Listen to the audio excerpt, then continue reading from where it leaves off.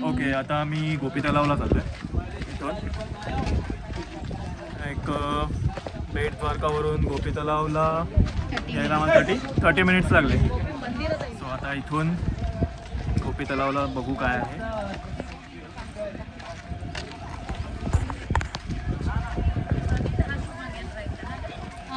आणि हा मागे गोपी तलाव आहे.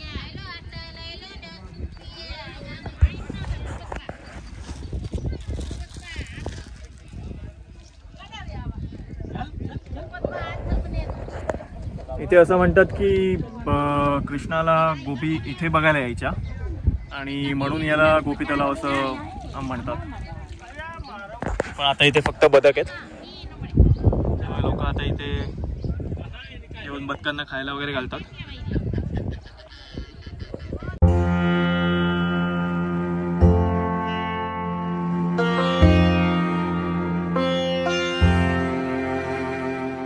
इथून आम्ही नागेश्वरला जातोय आणि इथून नागेश्वर आय गेस जवळच आहे, 4-5 किलोमीटरवरती असेल. आम्ही नागेश्वर ज्योतिर्लिंगाला पण आलो. आता गोपी तलावापासून 5 मिनिटावरतीच आहे नागेश्वर ज्योतिर्लिंग. तिकडे मंदिर आहे. सो आता इथे दर्शन घेऊ. आणि इथे कुठल्याच मंदिरामध्ये मोबाईल फोन्स वगैरे अलाउड नाही आहेत, ना द्वारकाधीशला आहेत ना इथे नागेश्वरमध्ये आहे. इथे कुठेच मोबाईल फोन्स वगैरे अलाउड नाही, तुम्हाला सबमिट करायला येतात. सो आता इथे पण आम्ही मोबाईल फोन वगैरे सबमिट करू आणि दर्शन घेऊन येऊ. ओके, वन मोर करेक्शन, इथे पण मोबाईल फोन्स अलाउड आहेत नागेश्वर ज्योतिर्लिंगला. सो तुम्ही मोबाईल फोन्स येऊ शकता, कॅरी करू शकता. आणि इथे लाईन आहे चालू. सो आम्ही लाईनमध्येच आहे उभे.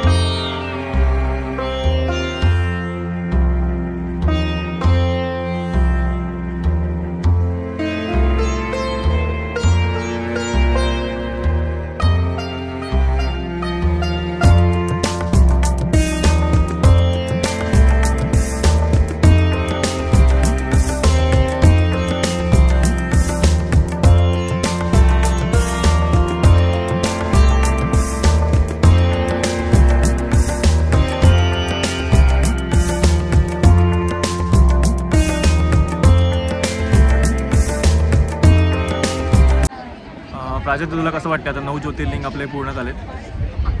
मला आता लवकरात लवकर 12च्या 12 ज्योतिर्लिंग पूर्ण करायचे. पण आता जे 3 बाकी आहेत ते जरा लांबचे, तर आनंद होत आहे भरपूर. आता बघू कसे ते 3 बाकीचे पण कंप्लीट करतो, कारण खूप छान फिलिंग आहे.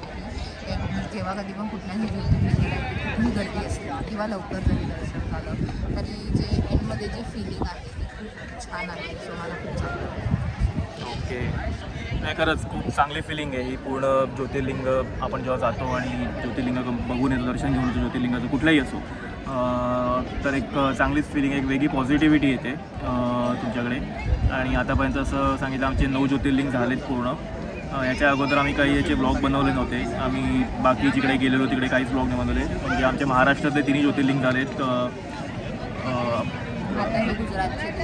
ओके, महाराष्ट्राचे 3 ज्योतिर्लिंग झालेत, गुजरातचे 2 ज्योतिर्लिंग झालेत, हैदराबादमधलं 1 ज्योतिर्लिंग झालं श्रीशैलमला, मध्य प्रदेशमधले 2 ज्योतिर्लिंग झालेत. सो टोटल झाले 9. सो टोटल असे 9 झाले. आता 3 बाकी आहेत, केदारनाथ, रामेश्वर आणि बैद्यनाथ. सो हे 3 ज्योतिर्लिंग बाकी आहेत. आता बघूया लवकरच ते पण ज्योतिर्लिंग पूर्ण करू अशी आशा आहे. आमचं दर्शन झालं आहे. आता आम्ही द्वारकाला परत जातो आहे इथून आणि द्वारकाला साईट सीइंग करू. तो माणूस वाकून वगैरे गेला खाली. ओके, सो आता आम्ही द्वारकाला जातो आहे आणि द्वारकाला तिकडे थोडं साईट सीइंग करू. तिथे पण 1-2 जागी जायचं आहे. एका ठिकाणाहून सनसेट चांगला दिसतो असं म्हणतात. सो आता तिथे जाऊ.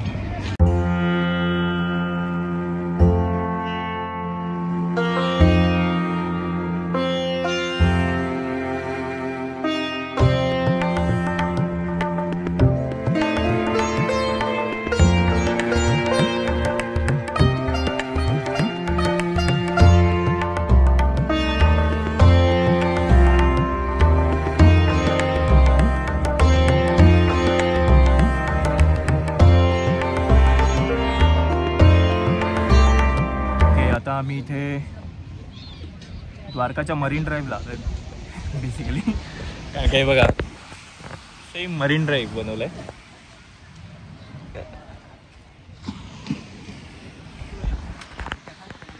सो आता इथे थोडं रिलॅक्स करू. सनसेट होत आहे. सो आता थोडा सनसेट एन्जॉय करू आणि थोडं इकडेच रिलॅक्स करून मग परत निघू रूमवरती. सुप्रभात. आजचा 3रा दिवस आणि शेवटचा दिवस या ट्रिपमधला. आता मी निघतो आहे. इथून चेकआउट केलं हॉटेलमधून सकाळी आणि आता जामनगर एअरपोर्टला जातो आहे. बसची वाट बघतो आहे. बसने जाणार आहोत जामनगर एअरपोर्टला. काल रात्री आम्ही सनसेट बघितला आणि नंतर तिथून जस्ट आम्ही डिनर करायला गेलो आणि डायरेक्ट रूमवरती गेलो आणि बॅग वगैरे पॅक करून झोपलो. कारण का सकाळी लवकर उठायचं होतं. जामनगरला इथून जायला जवळजवळ 2.5 ते 3 तास लागतात. सो थोडी मोठी जर्नी आहे. सो आता बसचीच वाट बघतो आहे. ओके. सो आता आम्ही एअरपोर्टला पोचलो आहे. आमची 1 वाजताची फ्लाईट आहे आणि आता चेक इनला वगैरे जाऊया. किती वेळ लागला आपल्याला पोचेल तरी? 2-2.5 तास. 2.5 तास. आम्हाला 2.5 तास लागले. बाय रोड होता. आता चेक इन वगैरे करून घेतो. ओके. सो चेक इन आणि सिक्युरिटी चेक झालं आता. फ्लाईट बोर्डिंग एक 12 वाजेपर्यंत चालू होईल. एकदम छोटं एअरपोर्ट आहे खूप. इथं नाही 1-2च फ्लाईट्स फक्त जातात एअर इंडिया आणि स्टार एअरच्या. आणि मुंबईवरून फक्त एकच फ्लाईट येते इकडून आणि इथून एकच फ्लाईट जाते मुंबईला पण. मला वेट करते बोर्डिंगची.